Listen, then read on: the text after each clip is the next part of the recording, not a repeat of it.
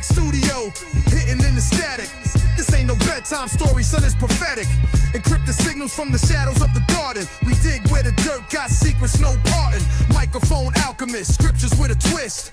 Peep the frequency, seeds in the mist. We drop bars like plagues, revelations in the cadence. Broadcasting truth while they trapped in surveillance. Wisdom with a watchman's blade. Fourth watch style while your whole system fade. Blood moons, Nephilim, echoes in the pine. Sasquatch stomping through the fault lines of time. We ain't mainstream, we ancient stream. Cypher with the prophets, decode the dream. So if you tuned in, better guard your mind. It's broadcasting seeds and we breaking the design. Yeah. Straight from the broadcast studio. Hidden in the static. Adam Ferris. I always throw the E in there. Adam Ferris. For those that don't know, this is your third appearance on this podcast. Pretty much a regular guest at this point, which I guess might even get more regular. You never know. Tell us who you are and what you do. Yeah, Adam Ferris, writer, biblical researcher, huge nerd. I love the supernatural in the Bible.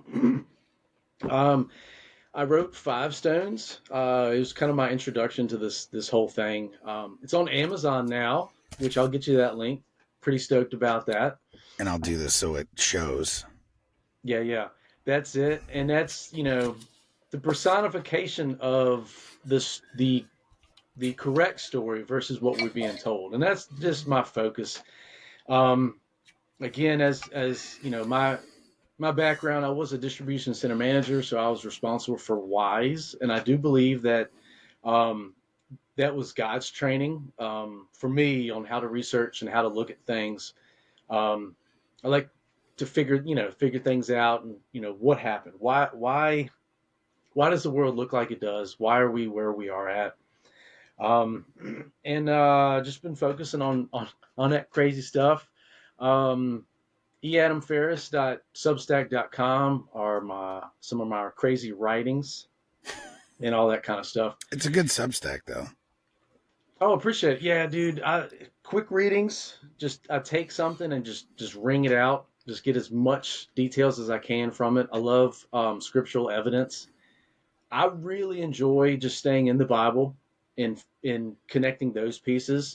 Of course, Enoch and all these other books, they have wild stuff added to it. But man, if we can figure out the actual truth and the foundation, man, I feel like there's more weight to that. Am I in the Twilight Zone right now? Were we scheduled at 10 or at 11? It was 11. And, since you're my buddy now, you gave me a little heart attack. I was like, because I was prepping this morning. I'm like, dude, I'm so sorry. Oh, it's 10. Man. So I printed everything. I mean, I'm ready to go. Just was like, yeah. Oh my gosh. Cause I'm looking at my calendar now going, wait. And I'm looking at the clock. I'm like, am I in the Twilight Zone? Sorry, dude. Oh, it's all right. I didn't realize. Yeah. So the interview was at 11, not at 10. And I don't know why I saw 10. That's so weird, man. Technically, we're 10 minutes early now. Yeah.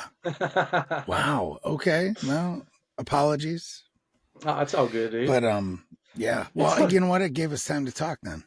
Mm-hmm. Had a nice chat before this whole podcast went down, folks. So seriously though, check out Five Stones. Awesome. It's not like a departure from, the story of David and Goliath, but it's a remix. Yes. And it makes, to me, it makes way more sense. So, but with that being said, you have another book coming out too. Is that happening or? It is. It's gonna. You know how things go. Yeah. So it's really crazy. We talk about it. This whole thing for me is a led journey. It's not meant for me to make the final decisions. It's kind of like to follow directions. Yeah. Started on Jonah, and I love full clarity. For everybody listening, I started on my second book, Great Fish, which is the Jonah story. But, thank the good Lord, things were put into my path to kind of put more things into a priority. So it is still happening, but um, these are what I need to be focused on right now, or is the podcast and the sharing, the Substack, really finding some crazy stuff we're going to talk about today is what I need to be focused on right now, which is cool. You know what I mean? I was the guy making decisions for a long time. It's kind of cool to be following directions. Yeah, it definitely makes things easier sometimes. Yeah. So yeah, and then you can see I've changed the artwork up, kind of keep it fluid, and so Five Stones is a really punchy action look at the real story of David and Goliath. Why there's five stones? Why why did some of David's mighty men and David's royal council kill Goliath's three sons and one brother? Like, what is that all about? I love the movie 300, Pulp Fiction, like Sin City. I like, I learned on early on in the book, God chooses you for who you are. He doesn't want you to be a different person. He wants to use your talents for what they can accomplish. David was used because he had war in his heart, and that's why he didn't build the temple. Solomon obviously didn't have war in his heart. So, it's kind of cool. You look at Joshua and Caleb and how they were like beastly dudes. That's still part of the biblical story. So I like, the noir, the really crazy, the abstract. So I tried to put that into the book too. You can see kind of, some craziness. And I mean, you're going to tell a story. I hate to do something the same way somebody else did. I should have just bought yours. So it was like, I just want to, I just want to get comfortable here and see how far we can get into the story. So yeah, I appreciate that. Yeah, the graphic novel-esque type thing. Yes. Because if people haven't looked at it, like the graphic, like 300 was a graphic novel, and it's intense. Like, and they did a pretty good job portraying that in the movie. But yeah, it's just a different way of looking at, different lens. And that's too. We talked last time about AI videos. That's my ultimate approach. Is just content, right? Media. Yes. I like the book. I like the video, the movies. I used to do music back in the day, so I've been thinking about like how crazy would like Psalms, but like we talked last time the five specific battle Psalms, to kind of put so a lot of forks in the fire, if I could say so. But yeah, I mean, just getting it out there and real. We talked, while we were, before recording, like, not polished, not human, the real story. So, yeah, we'll see what comes next. Awesome. Heck yeah. So talk to us about what we're going to delve into today. Dude, today is going to be fun. I'm looking forward to the comment section on this one. So we've talked a few times, and man, it's awesome to be on here. Third time, give me a shot. No one's getting tired of me yet. To go in a little bit of a different direction of what I normally do. I focus a lot on giants and, the remnants of Nephilim. But the animal aspect, the cryptid and the hybrid human has always been really interesting when we talk about it. And, when we were talking about what we could do, series wise, that was my mindset, was like for us to, I guess start some form of series, would for me, for fun, to rely on you with your expertise on Bigfoot, Sasquatch, cryptids, so we can figure out what really happened. What does all this look like? Oh, and, hopefully we can kind of spur some interest in people wanting to look back and figure stuff out. But we know lion men, we know lion faced men, we know the Sair, he goat, and the, if I say it right, the Ayim, which are wild cats, so more of animal beasts and stuff. Esau, we know Esau was not 100% human. And then you look at the Amalekites. Why did that one tribe, it was required that all of it die? animal, man, baby, everything. But no other tribes has been called for that, right? Like there's been calling for getting rid of them, get out of here, you know, excuse me, don't cohabitate. But excuse me, the Amalekites had to go, all of them. Why? You know, is there more there? So to start, this is going to be a fun one, and I'm really, really excited about this. Now, Amalekite, isn't that the blood lickers? Isn't that? That is the blood lickers. Yeah, okay. Blood lickers. For everybody, you know, to catching this one for the first time, Amalekites come from the line of Esau, and that was, you know, to touch base on my book, Five Stones, that was the final straw for when Saul lost favor in king and why David eventually became king. Because Saul was supposed to do a bunch of different stuff, and he didn't do it. But he was told, Samuel the seer gave the prophecy that all of the Amalekites have to die. They have to be rid of the earth. All Ish and Isha, suckling and ox, everything. Man, woman, everything. And the Nephilim descent or deception is, oh man, God is just, he's horrible and he's asking for people to die. And why would a good God ask for people to die? And why would he kill kids and everything kids, else? Animals, you know?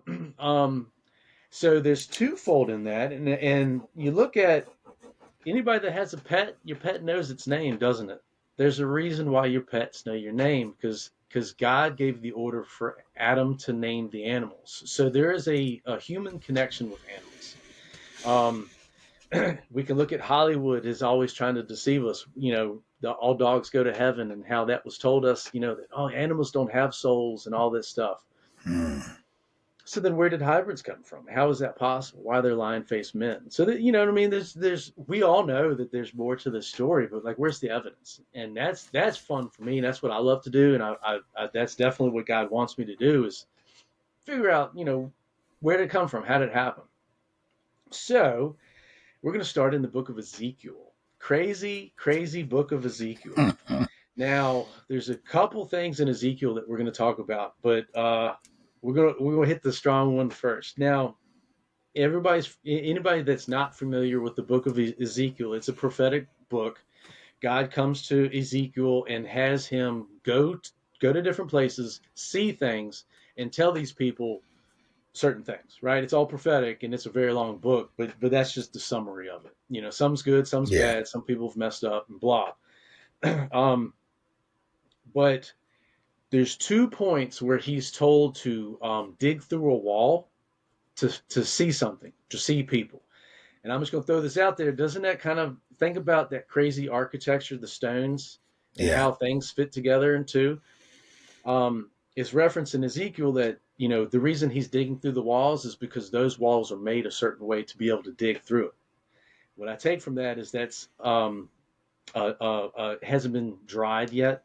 And that's kind of how, right? That's how, just a clue on how things were actually made back then and why they look the way that they do. But specifically, he dug through the wall, and I'm going to read it. He said unto me, son of dust, dig now in the wall. And when I digged in the wall, behold a door. And he said unto me, go in and behold the wicked abominations that they do here. So I went in and saw, and behold, every form of creeping things, abominable beasts, and all the idols of the house of Israel portrayed upon the wall round about it. And Jaazaniah, son of Shaphan, was in a circle. There was 70 men of the ancients circled around Jaazaniah.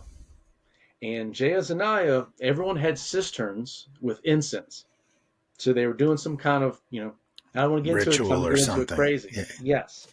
Now, on face value, you might read that and think that the creeping things, abominable beasts, and idols are all painted on the walls. Kind of sounds what it says. It sounds like that's what it's saying. I argue that point. So what it's in Hebrew, and he said unto me, go in and behold the Toevat Hera'at that they do here. Now, Teovat is abomination, and Hera, Hara, in Hebrew is to get pregnant or conception. Ooh.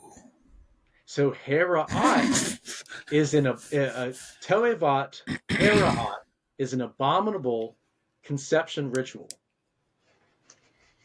So Ezekiel digs through this wall and sees Jaazaniah surrounded by 70 ancients, 70 of the ancient men's, and they've got their cisterns. So they're doing some kind of rituals. So when just to yep. look at this a little deeper, ancient men, what do we mean by that? Yes. That, as far as I could track, is how it's left, is the ancient ones. So to me, that's ancient knowledge. Oh, and we're going to get super, super deep. So really quick, to your question, Jaazaniah is the son of Shaphan. Shaphan, where is it at? Here it goes. Shaphan is the son of Azaliah, the son of Meshulam. Meshulam, the son of Baracha, the son of Meshabel. You follow that genealogy back, they are Maccathites. In the initial conquest into the Promised Land, the Maccathites and the Gershurites were the first tribes that were mentioned that had to go. Really bad guys, got a boogie. Maccathite, translated as oppression. People to squeeze, to hold down. Yeah. Shaphan, so he saw Jaazaniah in this room doing an abominable conception ritual. Jaazaniah is the son of Shaphan. Shaphan, in the book of Kings, was the king's scribe. Somebody that's going to be around a lot of knowledge, a lot of books. Yeah, right. He's the one that, when they found the Mosaic Law, because that's the story is, they had the law and then they didn't, and then they found it and they tried to get back to being good. He's the one that was reading the book and translating it and giving it. Joab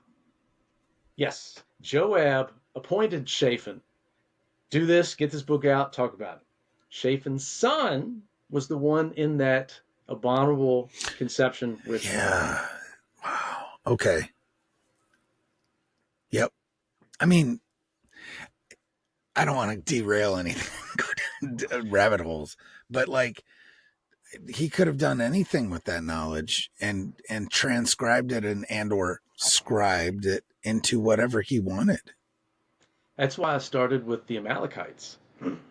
Yeah, because you kind of look at that and go, see, I do look at those pieces, and it's one of those things I love how the Bible does lay out genealogies, and people are like, oh my God, why did they do that? It's for things like this. Yes. It's breadcrumbs, right? Yes. So, and Gary Wayne is like the king of that breadcrumb stuff. And I'm finding that you are very good at it as well. But, so that to me, okay. I mean, I'm just putting things together, and hopefully other people are too, because it makes you think wow, you don't think about, and you know what? Most people never, I know this story a little bit. I know of it, but I don't know it. And I can tell you that most people have no clue what we're talking about. But these are those planting of seeds, right? Yeah, dude. So the anyway, boring parts of the Bible are absolutely the breadcrumbs. Absolutely. And they're not boring. Once you get into it, you're like, wait. So yeah. Oh, I know. I like saying that boring facetiously, because that's what everybody. Oh, it's boring. Yeah, you ain't put it together yet. Then. Well, it is, but you have to. It's almost like you need to take it out, translate it out, get it and put it in a spreadsheet all on its own. Yeah. Because that's technically what it is. It's like you need to turn it into an Excel spreadsheet to follow the genealogy, or turn it into family trees. Yeah. That's a lot of work. And I think they know that. The proverbial they know that. And it's given to you in a certain way, so you ignore it. I'm just saying. I'm not trying. Yeah. And then translation too. Translation, if you read that, Like, that's the one I was joking with you earlier that I read to my wife, and she was like, geez. Because it's literally just, go in there and look and see what crazy stuff they're doing. That's not the translation. Translation is literally, to be redundant, go in there and look at the abominable conception ritual. And that's why I said, remember, it face value, it sounds like that's what's drawn on the wall. Yeah, right. Because that's exactly what I thought the first time you said, is once he dug through the wall and then found the door, goes through the door, right? Am I right? So let me read that again. Now that we've gone through that. So I went in and saw, and behold, every form of creeping things and abominable beasts, comma, and all the idols of the house of Israel, comma, because, grammar, portrayed upon the wall round about. To me, the way that sounds is when he got in, just like hieroglyphics, there was idols and probably some crazy stuff drawn on the wall.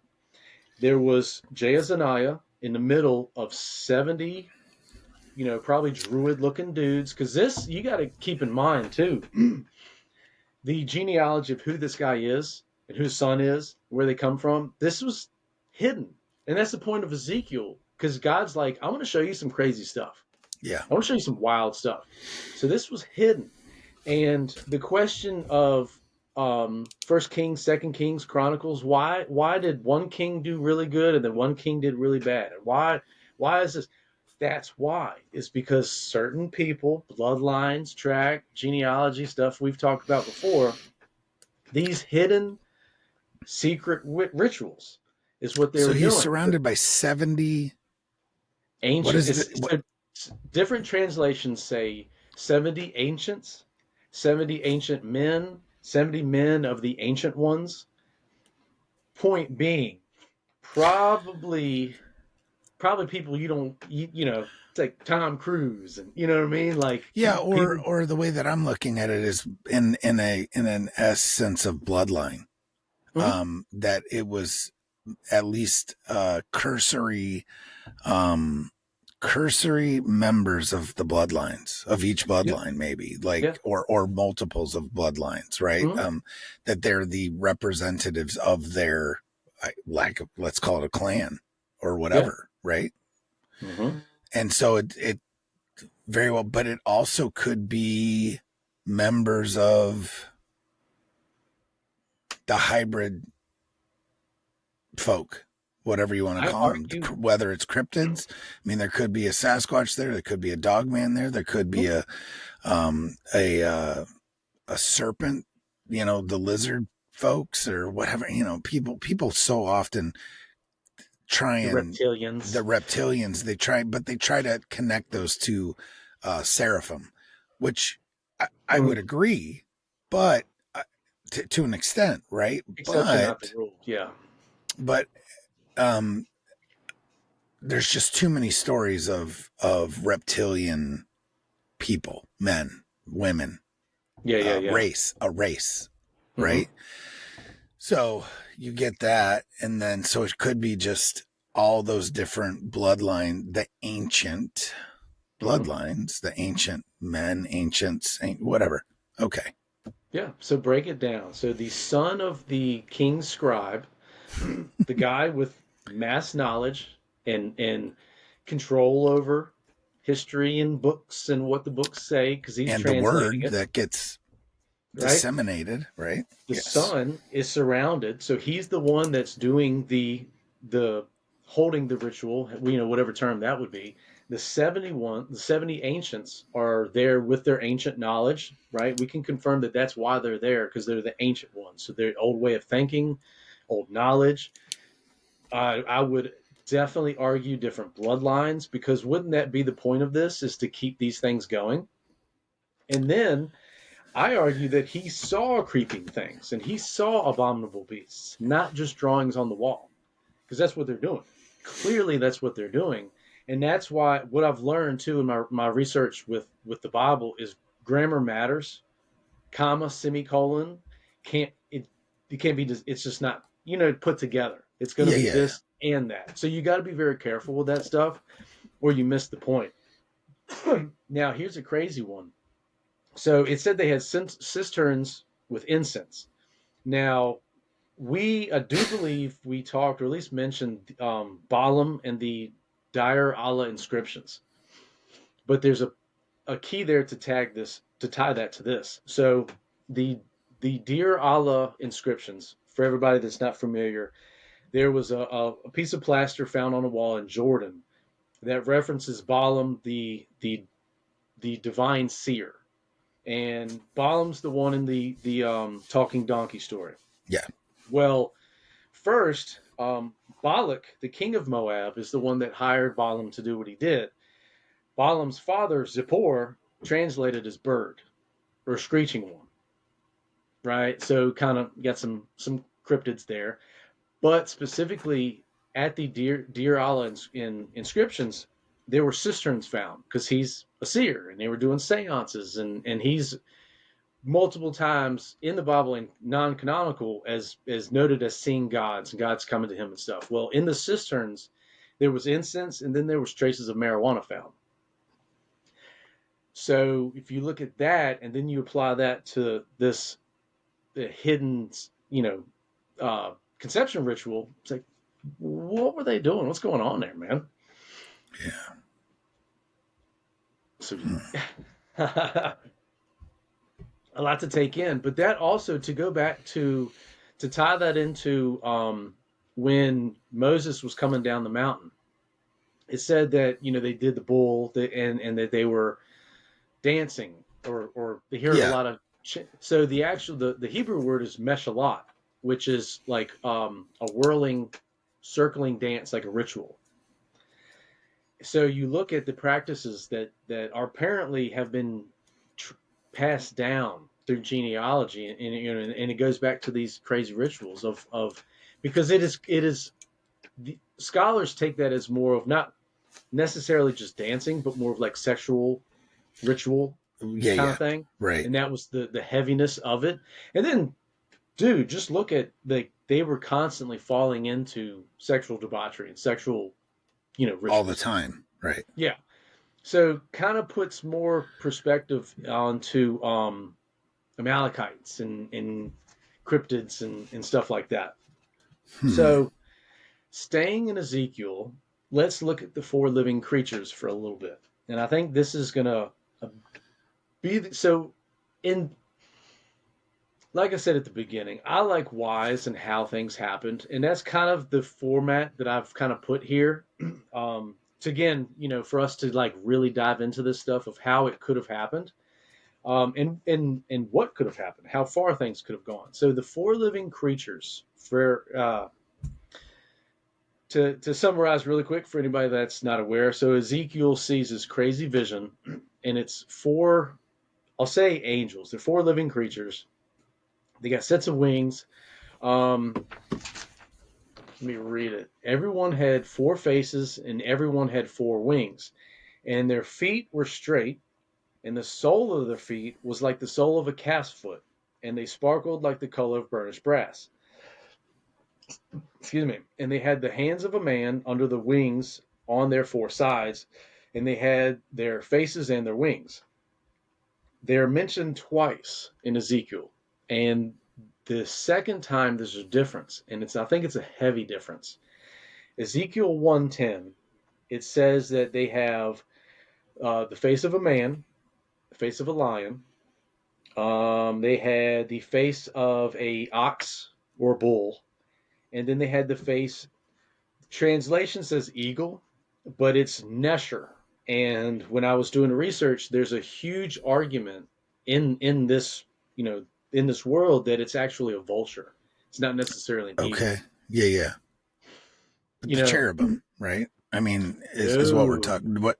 No, we're gonna get there. See, because this is what that's what most people would say. This is cherubim. But so, well, let me get there because you're exactly right, and that's we're right here. Yes, because that's exactly it. So the first time, those are the 4 that it's mentioned. The second time, it's the face of a cherub, the face of a man, the face of a lion, and the face of a Nesher, vulture or an eagle. So the difference is the ox or bull the first time. The second time is the cherub. My research, the argument was that could be taken as the cherub look. And that's why, because what we're going by is this dude talking about this crazy vision he saw. Right. And a lot of times it's somebody, it's a Zona or a scribe, Zophar. Zophar is the word that would be translating this. So when you look at Baal and Moloch, what do they have? Ox or bull. Yeah. Right. So, and doesn't that go back to the whole Nephilim fallen angel argument that they are angels, but then they take human forms? Why would Baal always be shaped like a bull? Why does the devil goat? Right. In Revelation, the first time when we see Jesus, it's the face of a lamb, but he walks like a man. So this is like what I was saying earlier about animals. There's a huge connection between animals and humans we don't realize. And then, you look at these conceptional rituals and what was happening. And the result, I would argue, is the lion men and lion-faced men. So why would the first time he sees the four living creatures, it's an ox or a bull? The second time it's a cherub. I argue that could be the actual cherub look. And instead of it's definitely not the drawing of a cherub like we know from Coca-Cola and Christmas. Right. So it's like, because Moloch is crazy, because Moloch in some instances is an ox or a bull, but Bohemian Grove Moloch's an eagle or an owl, I should say. An owl, right? An owl. Yeah, but it's like a horned owl, right? So yeah, I mean, right? Yeah, so you smell what I'm stepping in? Yeah, because oh man, it's just the imagery, and it's almost like too is like you wonder throughout time how things have just been perverted and or misinterpreted, right? A lot of this is like playing a game of telephone, dude. And the hard part, like we were talking about earlier, is who's on the line, who's on the initial line. Because telephone, right? I remember being a kid and on purpose, just being like, banana, Sasquatch, like on purpose. Like, Yeah, right. So history, the hard part is history is told by the victors of war. Mm-hmm. And the victors of war, our history, unfortunately, is Egypt, Rome, Greece, right? Like, why are they the ones, Rothschilds, why are they the ones that are telling us what really happened? No, Right. Well, see, this is the other thing. And this is one of those things that throws a wrench in this whole thing with Ezekiel's, because Ezekiel's about his dreams, right? About his visions that he says. So when he crawls through this wall, digs through the wall, when is this? Like, when is this happening? Right? Yes. Now we know when the guy that's doing it is alive, allegedly, to an extent. But so we bring up 70 ancients. Now we were talking about bloodlines. How many nations are there? Dude, 70 people. That was a big room. Just take a scale. Right. Just scale. That's 71 people. That's going to be a big room. You know what I mean? Take into account, let's dissect that. We know that giants, lion men, Sairs were rampant. So that was probably a very large warehouse-looking room because there was going to be giants. Amorites, we can take Amorites were really big on their genealogy, massively. So of course, one of them is going to be in there. In the King's Highway story, they go to the king of Edom, and then while they're camping, the Canaanite king, King Arad, comes in, kicks the town around, the camp around, takes prisoners. But it says specifically that the reason he did that is because he got word that they were taking the path of the spies. I believe we talked about last time. So basically, the whole land knew that this group of dudes was coming. It's people, not just dudes, but this group was coming through. So Canaanite kings, and other ones we're going to get into, all of them knew what was going down, and with Balaam and other seers and other diviners, of course they're going to be hearing stuff. And the point with the Moloch thing with the four living creatures, my point was, those were the kings. We talked about it. Those were the kings. Those were the princes. Those were the people that were saying, hey, this is the truth. This is what's going down. So, right? It was clearly the bad guys, the group.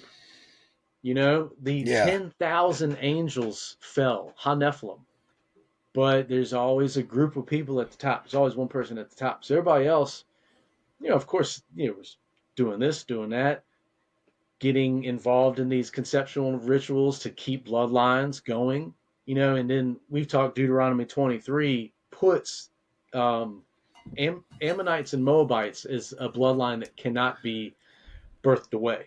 Right. So, I mean, this just even gives more credence to the fact that there's 70 nations in the Bible, right? That everything's broken down into 70 nations. Some say 72? But, and why there's that, I don't know why there's that debate, but this is another verse talking about 70, right? Yeah. Ancient ones in there doing, man. 70 ancient ones. And it's like, that's what I was looking at the timeline of all this, because where does that happen? And when was the 70 nations established? Right. You know what I'm saying? So. That's how I was looking at the correlation to that. Yeah, all intents and purposes, that could have been what was happening. Because we know the visions and we know the prophecy. We don't know why, why God chose that. Why God said, I want you to go in and see what these guys are doing. Right. That could have been behind the scenes, the big thing. Yeah, right. Ezekiel didn't even know. He just goes in and was like, man, I just saw some crazy stuff. So my favorite point about that whole thing is the why and the how. We know lion-faced men. Well, now we have actual biblical evidence of these rituals. Through translation, you gotta lean on the Hebrew words, but of these rituals, actually doing this Bigfoot, Sasquatch, like the argument of, is Bigfoot real? What is Bigfoot? Me and my wife were kind of talking about this morning, and she's like, well, what is your opinion on that? And I if I don't have, especially now in my life, if I don't have scriptural evidence, I don't like to tie it or marry it. Right. But I would be comfortable to say that Bigfoot, Sasquatch, Loch Ness, all that crazy stuff is either remnants of this, and that's exactly why I wanted to start with that example, is literal remnants of this still happening today, because of course this knowledge got through, right? Because and I'll use the example, in in the story of Othniel, which we'll talk about Lion Men, he conquered Kirith Sefer himself. Sefer, you look it up, Sefer is Jewish mysticism. So it's like, and it's a book now. You can read it now. But in Othniel's time, like, that was a bad land that he had to conquer. So it's like, of course, this knowledge is still being passed on now.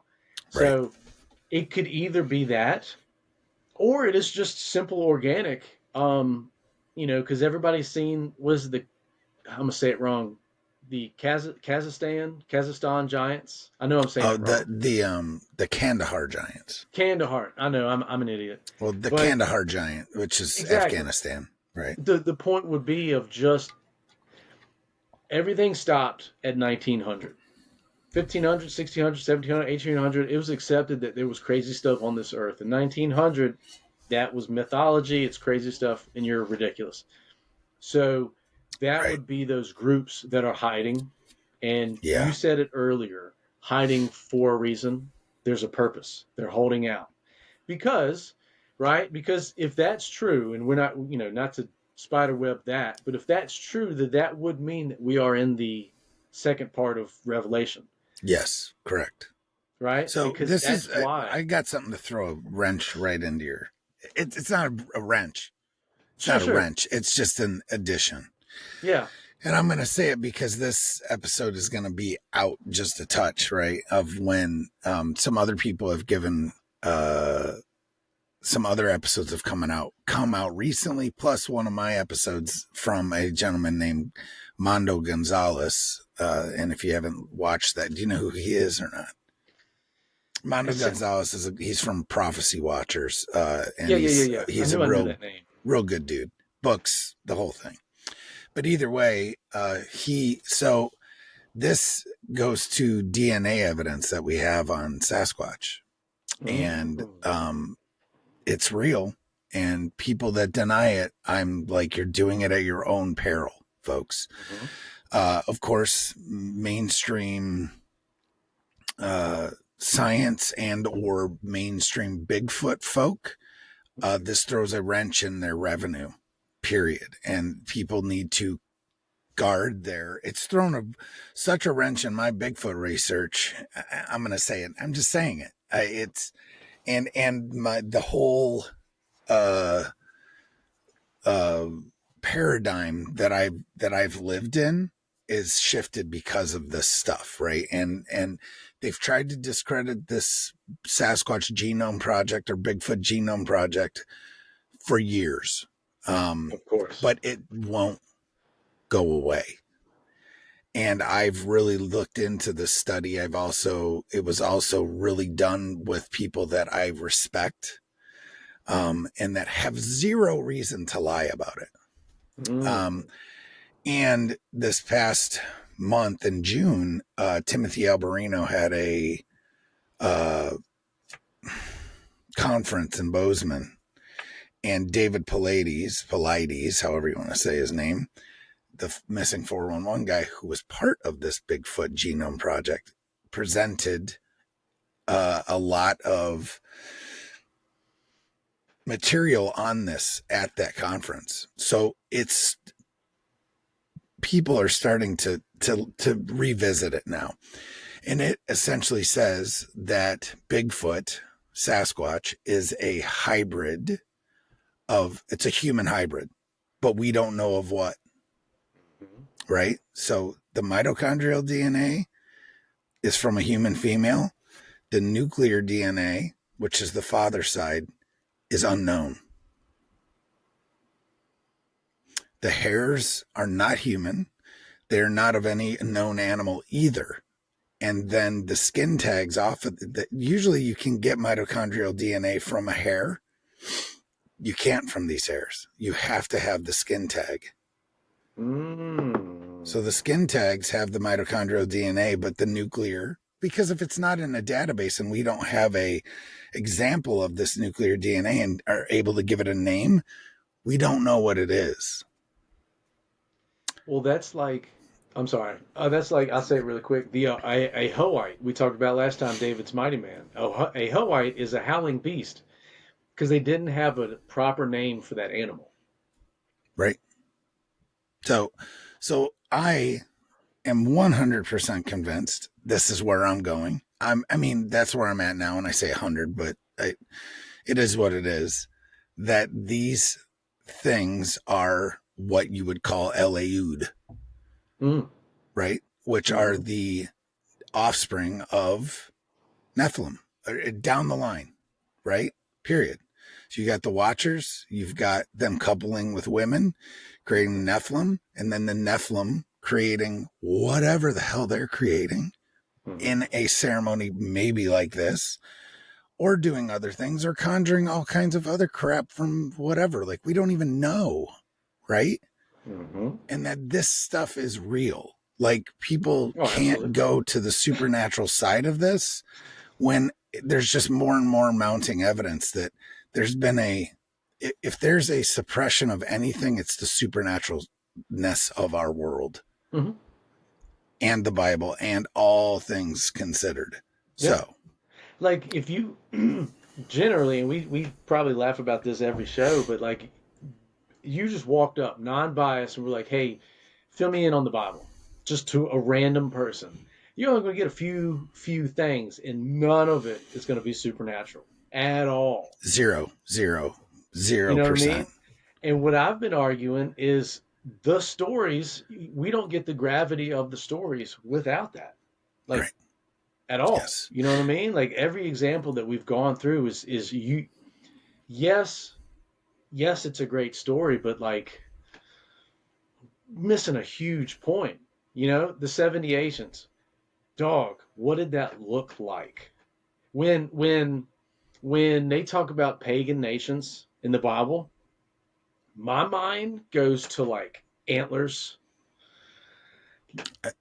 Dude, there's all kinds of stuff like these. Like, there's so many entities. Like, you can't even make it up. Like, it's, dude. And what are they? And where did they come from? And what is like? How did that come about? Is like, I'm sorry, but also you can look. Okay, so don't take it at face value for what we're saying. That Sasquatch are real, Dogmen are real. You know, the thing that they call the no deer. Have you ever heard of this in Appalachia? That's a deer that basically it reminds me of like the modern depiction of a Wendigo with the antlers and everything. Yeah. Okay. That's like a no deer. That's what I see, but it's got forward facing eyes. Deer don't have forward facing eyes. And it walks on two legs, but it looks like a deer, but it doesn't look like a deer. And people are like, what is that? I'm just saying, it's just an example of stuff. No, and absolutely. All the other crazy shit that people have seen throughout those days is I don't discount any of this anymore because you can't. Yeah, it makes it fit into a nice little box in my brain, but bro. So anyway, we could go down rabbit holes after rabbit holes. Yeah. But this is the type of stuff that I'm telling you, the stuff that Adam is going over, folks, is the stuff that shows what we're talking about. It shows that this isn't just some thing. There's precedent for all of this information, right? And you just have to look through a lens because I can guarantee you that even if you're a Bible scholar and you've read Ezekiel, have you thought about it in this fashion? Probably not. So in turn, that's what I'm saying. It's just, it's fun, confusing, right? It's confusing, but to me, yes, I'm in this world, but more and more, this is the way it is. Mm-hmm. It's evolving. It's organic, and it says in the Bible specifically that when you're ready, you'll get the information, right? Yeah. When you're ready, when you can handle it, God will show you. Well, I'm drinking it through a fire hose, bro. Yeah, that's how I feel lately. Yeah, dude, I'm telling you, and thank you. You know what I mean? Thank you. God's will is awesome. Bring it on, pour it on. But it's like, again, why and how? Because it's fun to talk about. Man, lion men and stuff. But man, how cool is it to find a possible where it came from? You know what I mean? Yes, and then sure. the remnants of that. But to jump to the next one, the battle versus 4 versus 5 kings. This is be a pretty cool one. So to summarize that really quick, Abram, before he becomes Abraham, he's hanging out in the Oaks of Mamre. He's befriended Amorite giants, and then the battle of 4 versus 5 kings takes place. And it's again, man, going back to researching it, when you read the Bible and then that happens, and then it's like you got to know that there's something way bigger, than in a paragraph, and then that keeps going. But so basically, 4 versus 5 kings. It's good kings versus bad kings. They're all giant kings. Most of them are Amorites, and it's the king of Sodom and Gomorrah. Bad stuff. So all of their names, most of them are like, son of the evil one, stuff like that. Arioch of Eleazar breaks down to lion-like. So that's beyond Moab, the lion men of Moab. That's our first evidence of lion men. Now, while I was digging into that, it's really crazy. So I was dissecting their names to see what I can find, and then the lands that they came from. The only one that's actual substantial in the Bible is Amraphel comes from Shinar. So you familiar with Shinar and Babylon and all that stuff. Now, it is argued that Eleazar is Larsa. So they found on excavation of Larsa, they found a bunch of cuneiform tablets.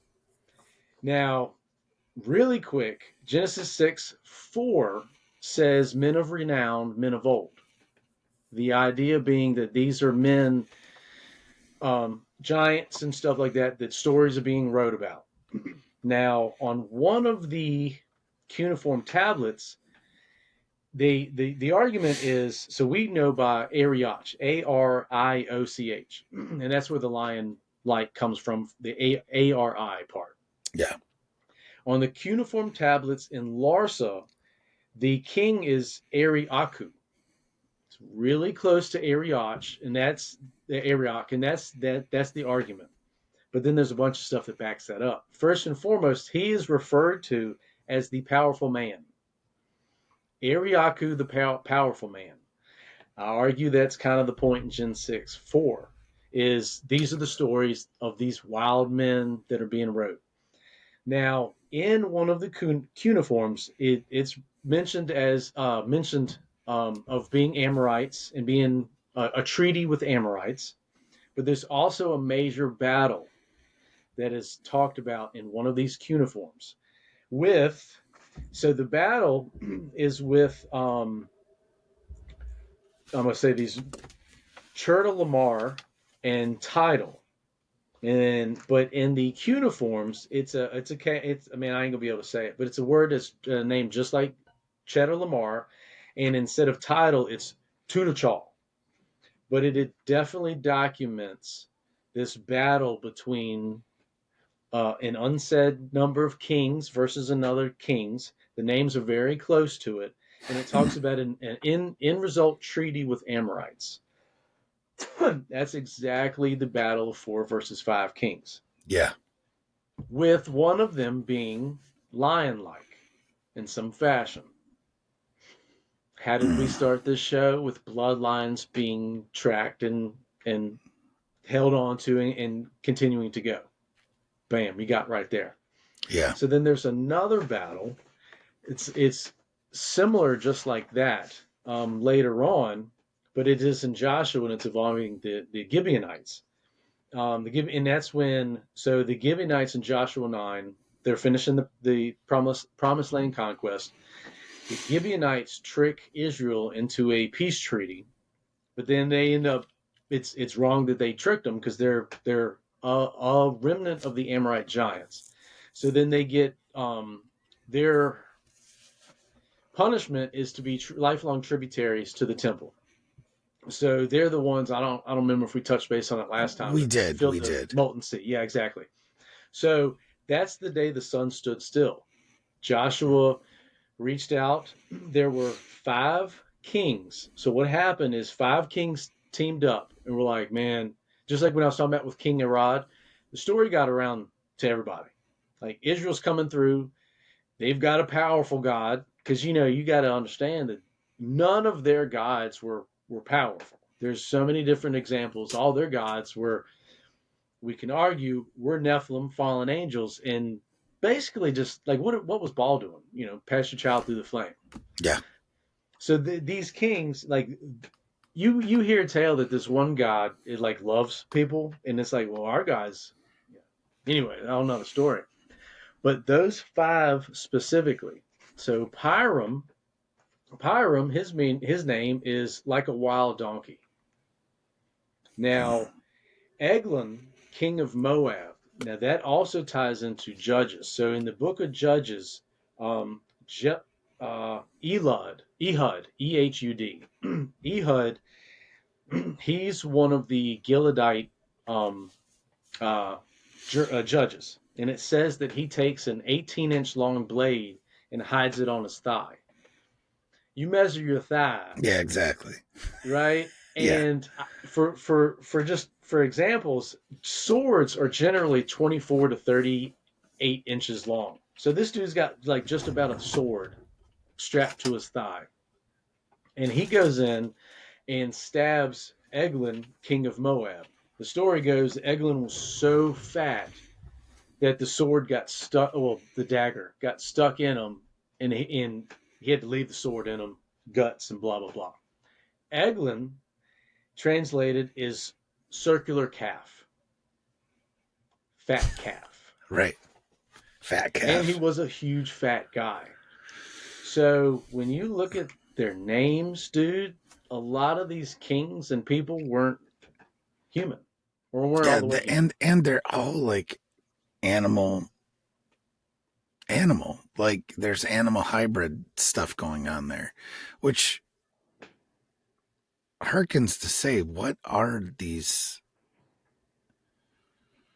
People will be like, oh, angels aren't blood and flesh and blood, right? But what are they then? Like, if this all started now, yeah, see, this is where stuff gets confusing because we don't have these answers. All we can do is it's conjecture. You know, it's all trying to make sense of it all. And it's like, yes, the Watchers came down and created Nephilim because that's what they did. Mm-hmm. But where did it go from there? Right? Mm-hmm. Meaning, and the Nephilim, the only thing that we have is they were giants in essence, exactly. Right? Or exactly. Mighty men. Mm-hmm. But then we have these depictions of angels as different animal type things, mm-hmm. entities, right? The bull, the vulture, eagle, you have, and then you have reptilians, like with, so with that being said, what is how is this animal type of DNA getting integrated, and where is that coming from? And that just makes my brain, that's what sends me down this hole, right? You understand what I'm saying? I do, and that's why I second this with the four living creatures. That's exactly why, and I forgot to say it earlier, but you're right there on it.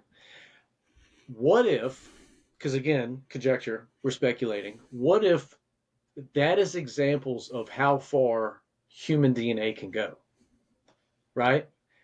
The ox, the bull, right? You got Anubis, dog, you got lions everywhere. I mean, let's be honest. I'm going to throw this out there. It's going to piss people off, but I don't care. When Jesus comes back, what is he depicted as? Oh, dude, Lion of the tribe of Judah. Straight up. I mean, I just got chills. Why did I get chills when I said that? There you go. So, like, what if that is an example of, because you just said it. So, in Exodus 33, I think is the best example of, or explanation, how the giants came to be. So there's no examples of angels actually being giants, right? Whenever we see angels, they are a little bit taller, handsome, but they're never like giants. We only see the effects, right? Physical form, they kind of think, I picture it as like the Nordic aliens. Right. So that's what the depiction is a lot of times. So in Exodus 33, when Moses asks God, can I see you? Excuse me. He basically says, you can't see my face, but I I'll help you out. It says that he puts them, excuse me, geez, drinking a coffee, puts them in a cleft in a rock beside me, and I will cover you with my hand, and when I pass, I'll move my hand so you can see my back. That's scale, dude. You can't cover another human being with a hand. I mean, you can cover your eyes, but they didn't say that. Right. So I would argue that's the initial bloodline. That's why sons of God, and that's why it was so bad. So my thoughts on angels, all of them, are they're a manifestation of God's spirit, and they, in their natural form, is not a form. Basically, I mean, they look like something, but it is. If you think of like a string attached to them, and like that's, the energy, because whenever people talk to angels, they talk to God. You're right. And it's not like, right. Well, you tell him I said, and hey, the big man said, they talking to him, and then the angel goes away. And I feel like that's manifestation, the power. And that's how, since God made everything and power comes from him, they are able to take human form because he set that in the rules, right? Because just because, like watchers, just because that's what they're supposed to do doesn't mean that they can't sin and change their mind. Because, Ezekiel 28, Daniel 10, there's plenty of evidence that does happen. So they don't really have, they have like a spiritual astral form. And then when they can take human form, but they still come from that. And that's why that genealogy is that's why we get giants, because God's a giant, because, he's a big being. So that's how it goes through. And that's why it's so bad. And then that might be why under certain abominable conception rituals, animal traits are passed. Right? Because we've broke down before a lot and how that happened. Yeah. But how did it happen? Because that's in our DNA, and that's in that DNA. And right. Well, the DNA too is very, I mean, if you break it down genomically, we are like, even like, well, I mean, look at great apes. We are 99 or 98 point something % identical. And it's that 1% variance that makes us human. I think if you even go to like a dog, I think we're like, I don't even know, but it's probably, I would nest to say it's probably in the high 80s to 90%. I think genetically, I think even plants and animals are something like at least 50% the same. Well, right? Dude, so our nervous system matches a plant. You've seen those. Yeah. Right. Absolutely. Yes. Yeah. So we're all part of the same building block, right? It's just what so it's like the remnant parts of certain things are available in the genetic scheme, possibly. Yeah, like Anubis, you look at all the hieroglyphics. You've got the gods. Yeah, the little heads, G gods. Yeah, as I like to call them. You don't have, it doesn't go too far.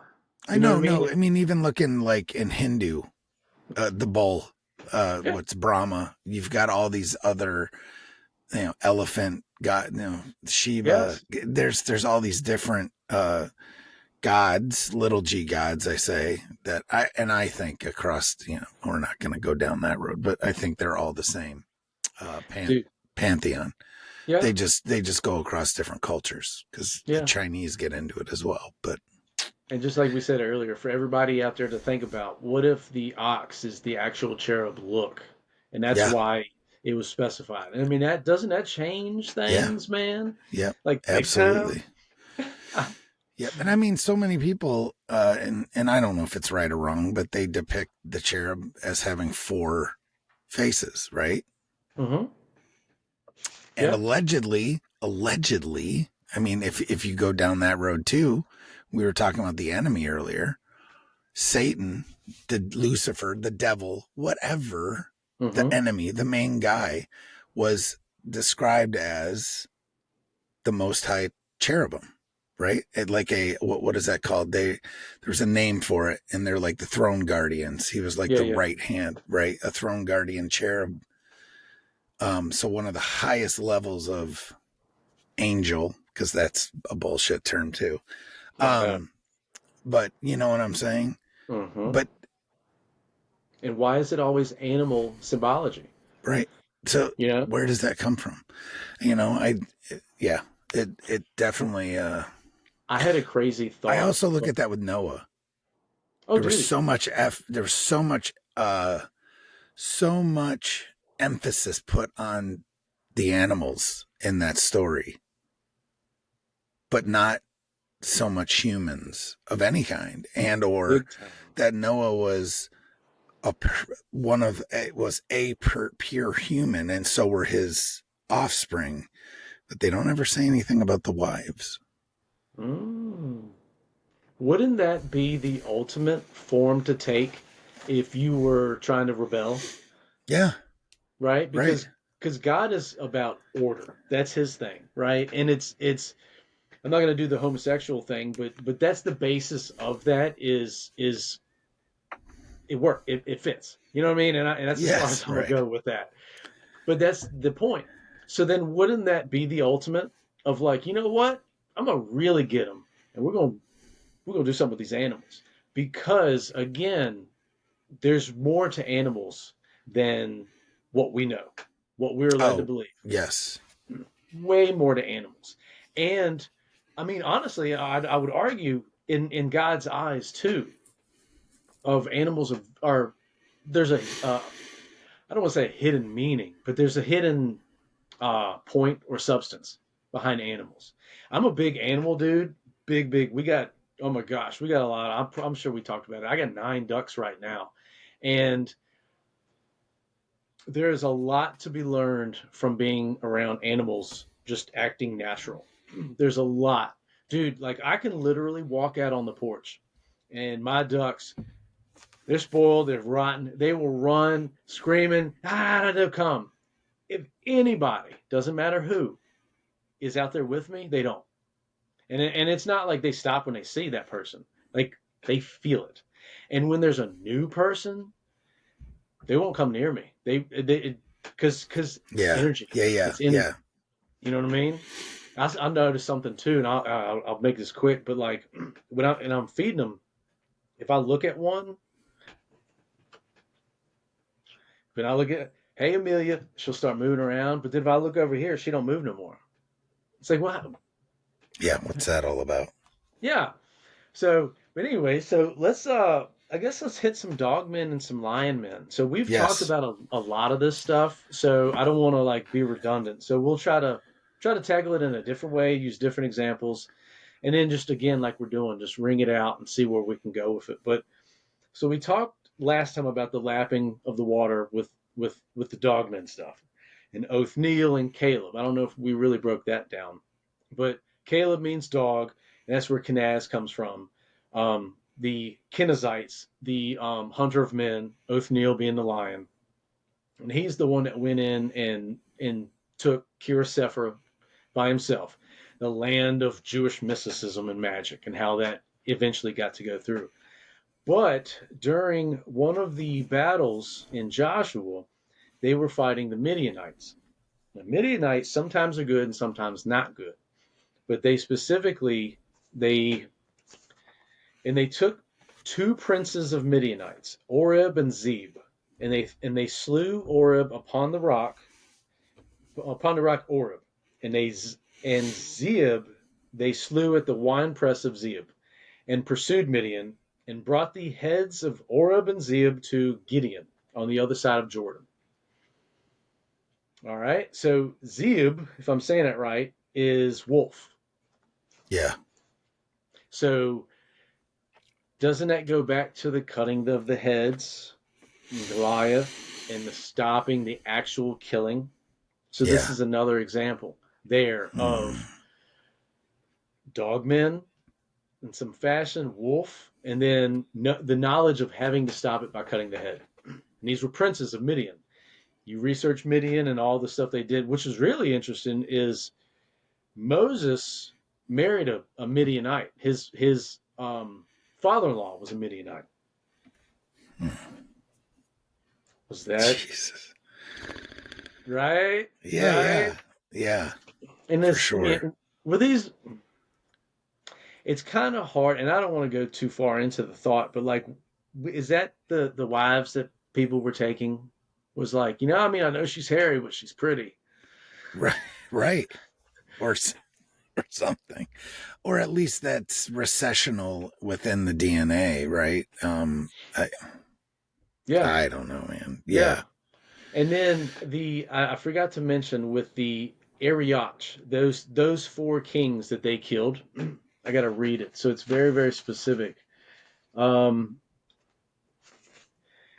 5 kings, they weaseled away and hid in the cave.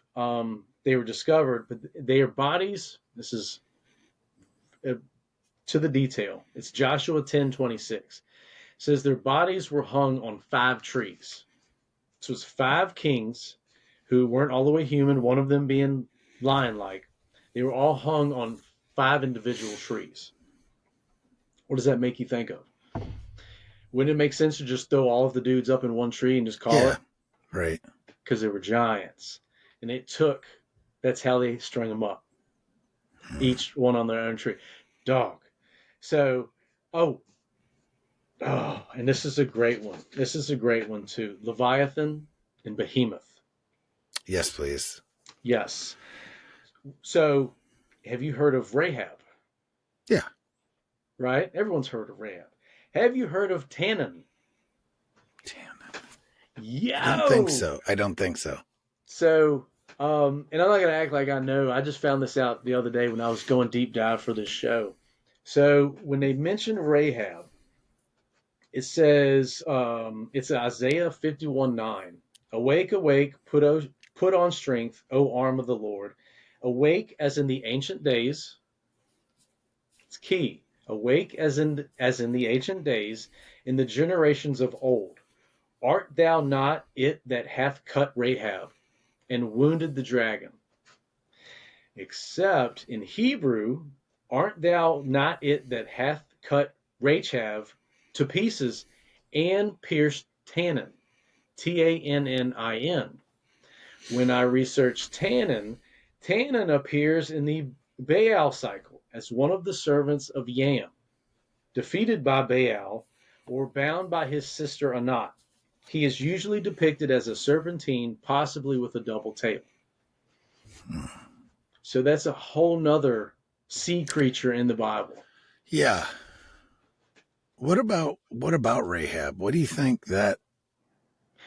So, dog, that's like a whole episode on itself, probably, but it is, because that's like pre-flood stuff. Yeah. And that's why I kept that, because that goes back to what we were talking about with the 70 ancients.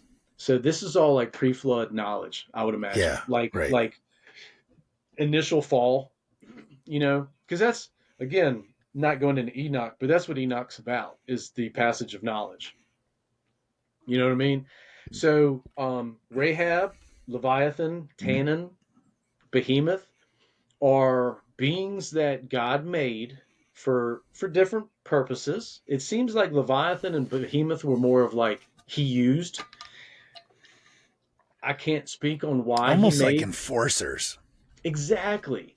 And I can't speak on why God made all of these gigantic, especially serpent beings, but he did. And Leviathan, so Behemoth is mentioned it literally as being used and described, right?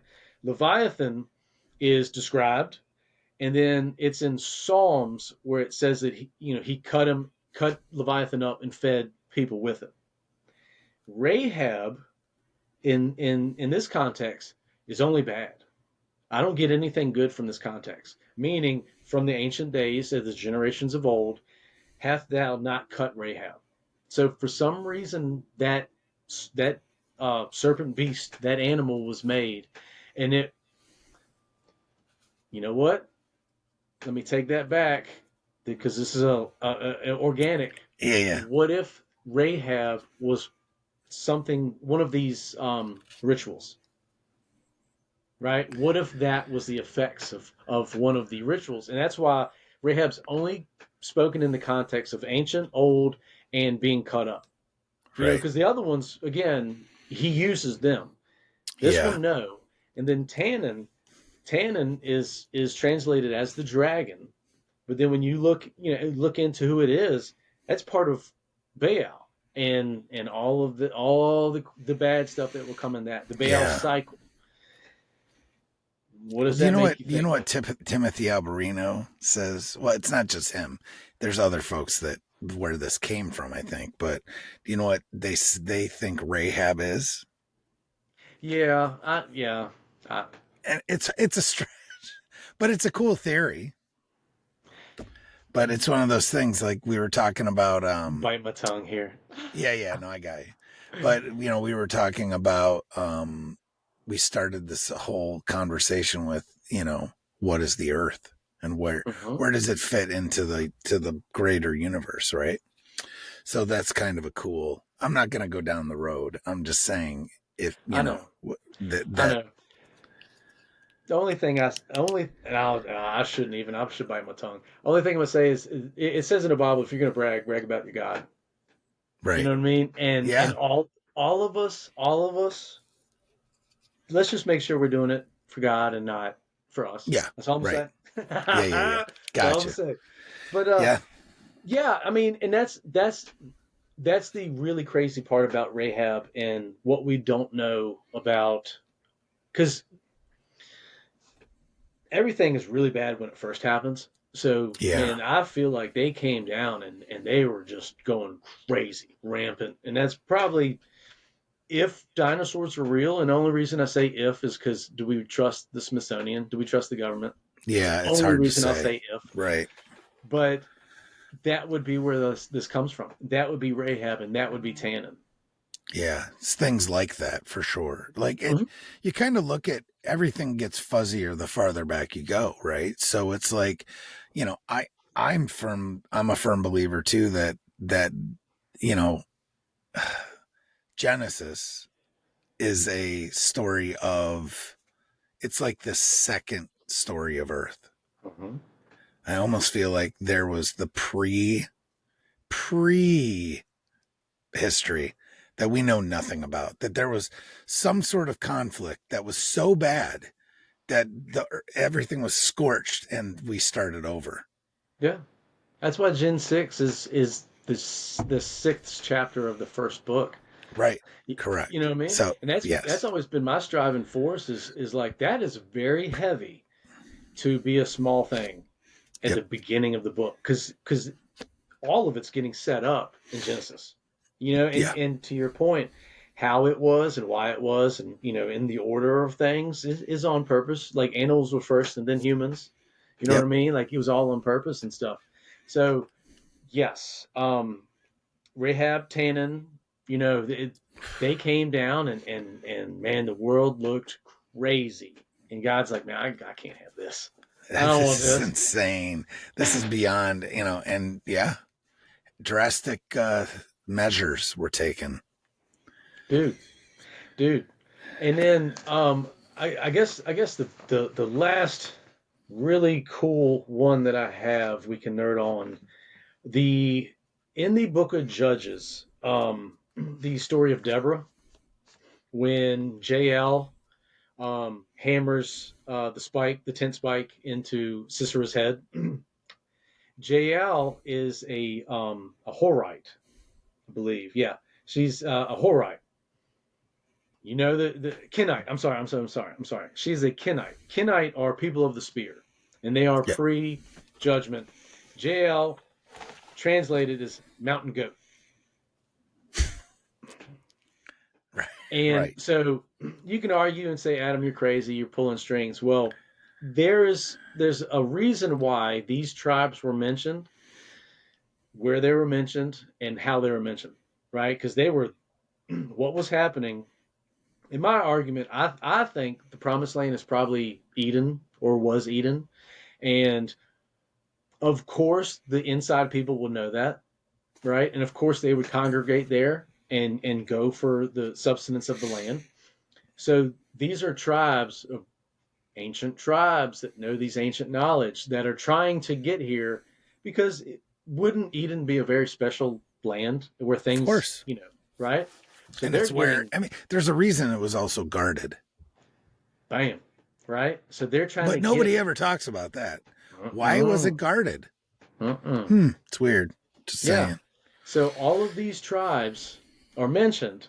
They're there. Only one had to go, the Amalekites, and we already broke down why.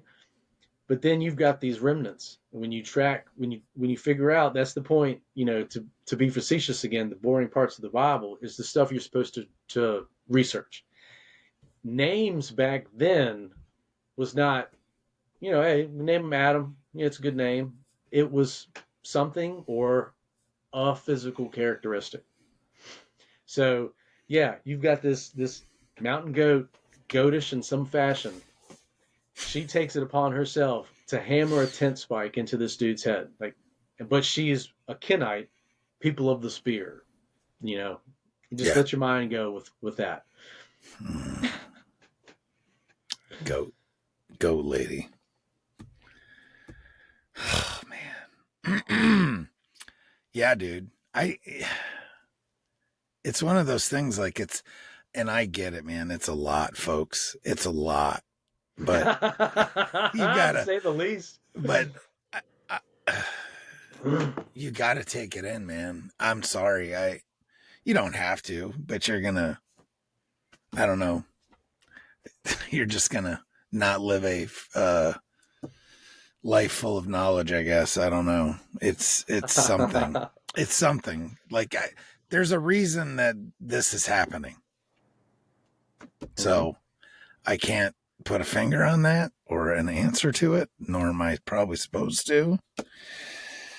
But man, it's a lot. This is knowledge. Yeah, this is knowledge. You just gotta. But it's that knowledge that's hiding in plain sight. It's crazy. It's crazy. I mean, yeah. I mean, there's so much. Well, it's what I also say to people. People walk around and ask me, just because they know that I'm a repository of, and they would say useless information. Yeah. The proverbial they. But you have the sum of all human knowledge at your fingertips. Right here. Right here. Mm-hmm. And you can ask simple questions that people have no clue about. Mm-hmm. Let alone digging into the Bible like this. So it's a hard sell, right? I don't know. But at the end of but at the end of the day too, it's I don't know what I'm trying to say. Do you know what I'm trying to say? I know what you're trying to say. I absolutely do. It's hard for me to put it into words. It's just like we were talking about pre-recording. Why am I doing what I'm doing? Why does any of this matter? Yeah. Right. What I take from it, I'm gonna say this. Actually, this is a better answer. So, I've been doing this now 3 years. I've been podcasting about a year now, and 3 times, 3 different people, 3 different contexts, 3 different days and time zones, all said the same thing to me through this journey. And that is my answer to that question you just asked. So 3 times I've been told by people, different people, that they got visions, how they got into what they're doing is a vision of a desolate land filled with hybrids. And each person told me differently, right? Like the first person was like, I don't know what to say, like vampires and werewolves, and the next person was like, yeah, like what you're talking about, like giants and lion men. You know what I mean? And the next one was just literally just hybrids. So 3 different people have told me that they having this vision of like an apocalyptic, desolate land Only thing left over is hybrid creatures. That's why we're doing this. That's why this is happening. Yeah. Because, they're telling me this, man. I'm just the guy just reading into stuff and trying to figure out why they're saying what they're saying. Yeah. And if you look at Isaiah 34:14, that's what happens. Edom, there's judgment on Edom, and it literally says the only thing that's going to be left, and we talked about this before, is the Lilith spirit, the I Am, which are wild cats and, beyond more than lion men, and the Seir, the he-goat. So literally, what's going to be left over is desolation and hybrids. So it's like, we can take that this is how God works, that he puts things in different places because it's free will, or else he would just be like, hey, 2030, this is going to go down, so call out of work. Right. Yeah. So he's giving it to us to figure out. And I mean, it's heavy. It is heavy. But something. I mean, we already know. We've already. Dude, I know something's happening. So where this is going for me is like, I'll tell people I've had Sasquatch encounters, and then I really went all in on Sasquatch research, right?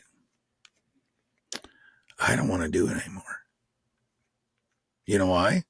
Straight up, because I'm scared of it. Because I've seen a couple different folks that I highly respected, one of them being Scott Carpenter, who is part of this genome project. But I'm about to interview his son. I think he poked the bear. That's the other thing. Where's all the bears, man? Where's all the bears in the Bible, right? No bears.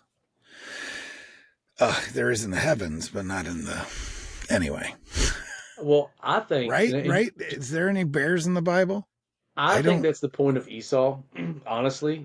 If I had to answer, like 100%, my gut is Bigfoot. Bigfoot comes from Esau. Right. And I'm not jumping on Doc Brown. Super awesome. I love him. He's a great dude. But I agree. Because of all the examples of who, we went through and what they look like, as a writer, that's how I would describe him. By like the goat, you know what I mean? Like the course is a goat. Isaac didn't recognize the voice, meaning that he's a really rough person. That's the clues that I would put in if I knew, you know what I mean? So that to me, for what that's worth. So here's what scared me about this whole thing. All right. So people, my audience have heard, maybe they haven't. If you haven't heard me on other podcasts, I haven't told my story on this podcast. Not really. But I do see auras. I see people, I can see them. I can see, I'm not like looking, it's not like an x-ray. It's not like me going, sure. Oh yeah, but I can tell where people's, I guess you would call it their frequencies, because everything's energy. So I can tell you where their energy's at. I can tell you where they're blocked. I can tell you if they're in pain and where they're in pain. Like I can see this stuff.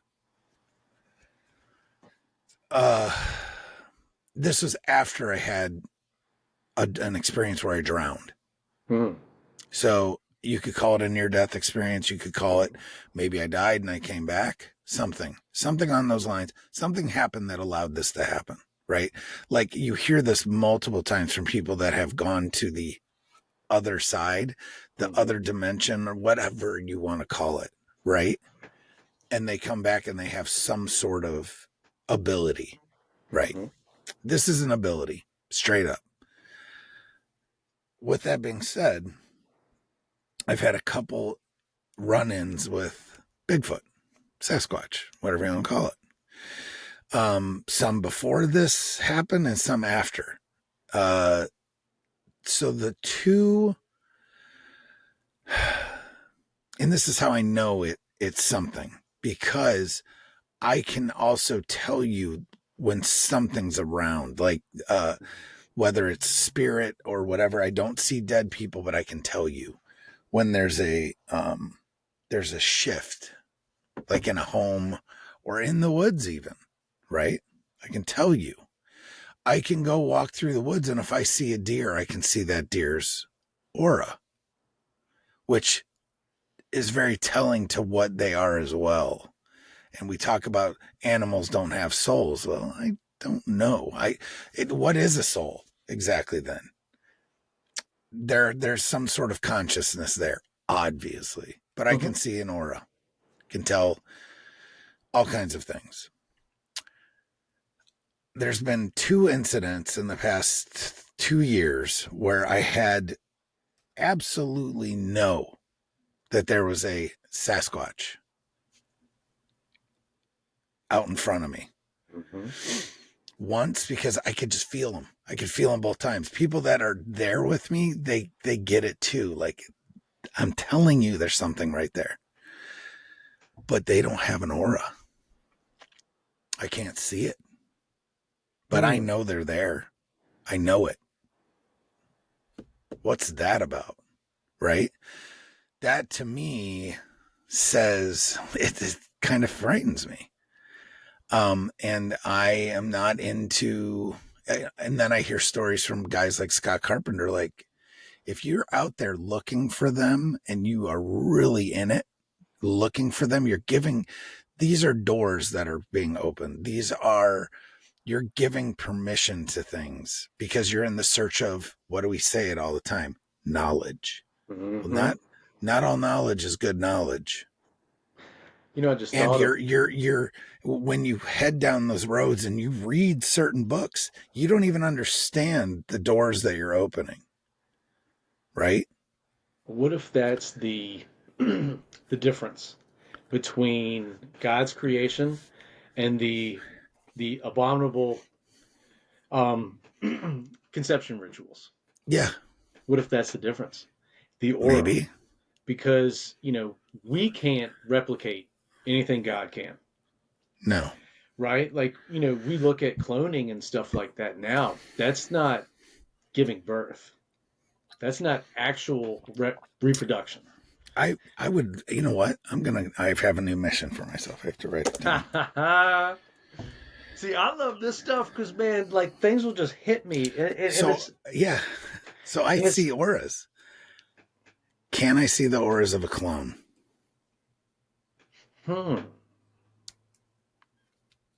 We clone animals. People do. There are cloned animals. I'm going to see, and I wrote it. That would be really interesting to dig into and see how far that can go. Because we there's plenty. I mean, shoot, we got an hour and a half of it. There's plenty of evidence of reproduction with animals, and creating and forming. Yes. I mean, you can't tell me that there's not folks doing that right now. You absolutely know there is. If it can be done, it is being done. So I don't know where. There's like, we've got alien human hybrid stuff. We've got, but that's a whole nother thing. But the alien, that's a whole nother episode. That's like an L.A. Marzulli episode. But you know what I'm saying? So you've got that whole thing, but there's absolutely somebody that's on the island of Dr. Moreau trying to do this stuff. Absolutely, unequivocally. And who knows how far they've gotten? Who knows? Well, dude, the first time you get caught robbing a bank, it's not the first time you robbed a bank. Absolutely not. The Direwolves was not the first time they were successful. Right. I mean, I'm convinced. Me and some other folks are convinced that there's still. Yeah. Anyway, I'm not going down that road. Yes. Yeah. And then they talking about doing the woolly mammoths and stuff like that. And I think there are actually remnant populations of the woolly mammoth. It's just my opinion. Oh, to start a whole nother show right now, like, because me and my wife were talking about this morning about Bigfoot, and I told her what I thought, and her, just for conversation was like, well, how? And I was like, well, just take about the fact that there's so many undocumented tribes or contacted tribes, I should say, Amazon and all this stuff. So much. I mean, how much of the ocean has been explored? Like honestly, 0, like dog, 0.5% of it. if we were like literally trying to find this stuff, we would already found it. There's a reason why, you know what I mean? That's mythology and crazy stuff. Yes. You're not supposed to get to it yet. Right. Yeah. I mean, yes, there's all kinds of crazy. I mean, something, regardless of what, and I'm just going to plant this seed. Something happened in the Western Sahara, whether that's Atlantis or whatever, but something happened there that there's a deposit off the west coast of Africa in the Atlantic Ocean that's got answers to a whole bunch of questions. And it's sitting off that west coast of Africa. You know what I'm talking about? Have you ever seen the striations, and that there was definitely a flood that, and it's, you know, it all comes together with that Rishot structure, but I'm not saying the Rishot structure was Atlantis. I'm saying something happened there, and there was something that came from like the area of the Med all the way across North Africa and washed a whole lot of stuff into the sea off the coast of West Africa. And it's all there. They know it. They've seen the you know, seismic or sonar readings and all the different stuff. Something's there, but nobody's looking at it. You know, they're freaking out now that technology is getting so close to accessible. It's scary. You gotta start hiding stuff better now. Stuff from just in the work that I do on the other side of my life, there's stuff that they're doing that it even makes the stuff with like the pyramid sonar stuff and the LiDAR and all the different stuff. You have no idea. You have no idea what's going on flying around in commercial aircraft. It's unbelievable the stuff that they can see now through. Dude. And it's insane. And I'm going to say it, I'm not at liberty to speak about it. I'm not. It makes sense. So again, if it is in the second part of Revelation, because at some point, you know, if you know, humans, it's part of our DNA to adapt and just to grow and stuff and knowledge and stuff. So eventually, I feel like you can argue it now. We were going to figure out. We were going to find out. You know what I mean? It's just like a matter of time. And then what do you do? And how do you change things? Because we were eventually going to find out. You've been lying to us that there was more civilizations, you know, and this and that. Sonar comes out and dude goes, the guy that won't let you in and the guy that says this is how it happened is the guy that goes on Joe Rogan and says the sonar was crap. So the guy that locked the keys and says, hey, you can't go in here and look, is the same one that's telling us, well, this is how it happened, is the one that's saying, oh, no, that's fake.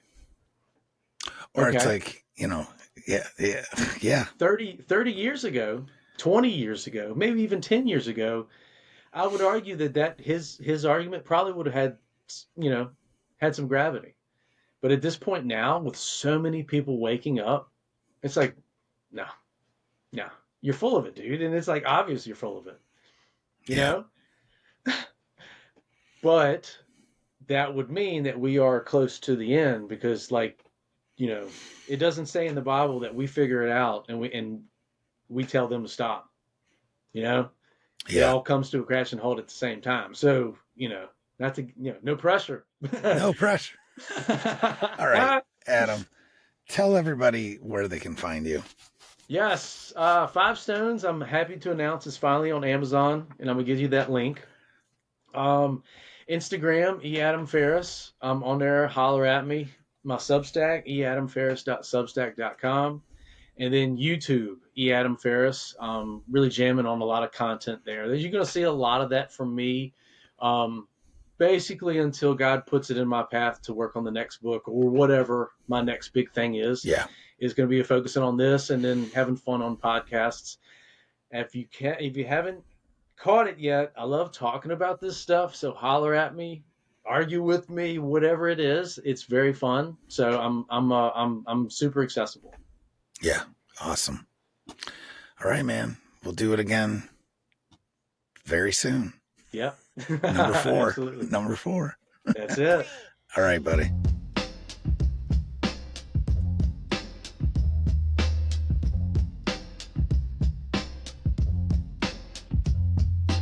And it came to pass, when men began to multiply on the face of the earth, the sons of God saw the daughters of men that they were fair, and they took them wives of all which they chose. And they bore unto them giants.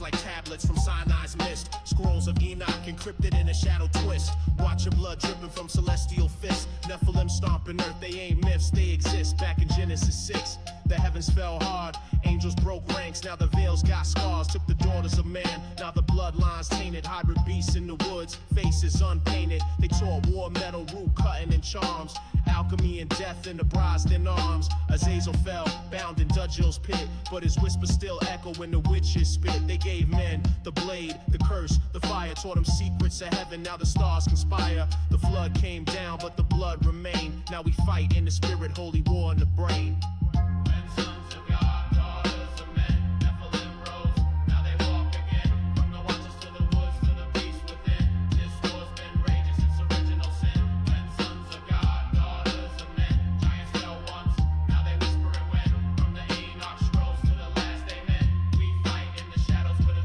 Apocalypse codes like I'm John on Patmos. Eyes flame red with the verse that'll slap ghosts. Rap host of the seraphim, armor clad sentinel. I walk through dimensions where the spirits ain't gentle.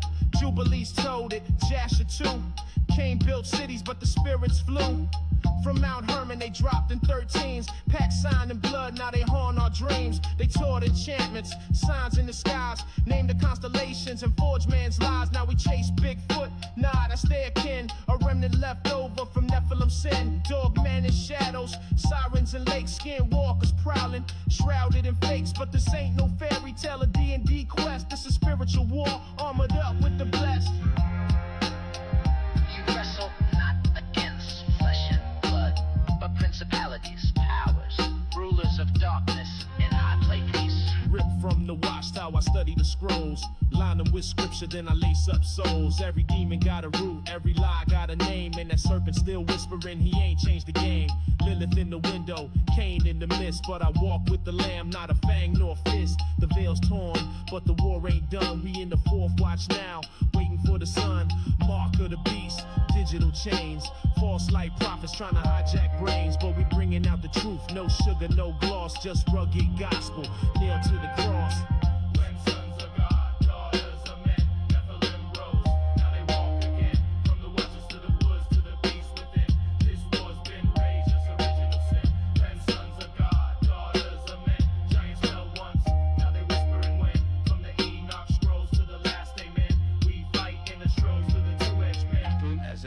In the days of Noah, so shall it be in the coming of the Son of Man.